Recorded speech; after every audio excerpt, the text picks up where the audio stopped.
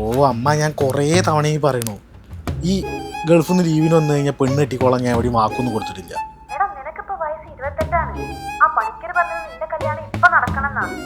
എന്നാ പണിക്കരോടെ ഒരു പെണ്ണിനെ സെറ്റാക്കി തരാൻ പറഞ്ഞു. പിന്നെ പണിക്കർക്കതാണല്ലോ പണി. അമ്മ ഒന്ന് വെച്ചേ. പുട്ടുപൊടി എവിടെ ഇരിക്കുന്നതാവോ?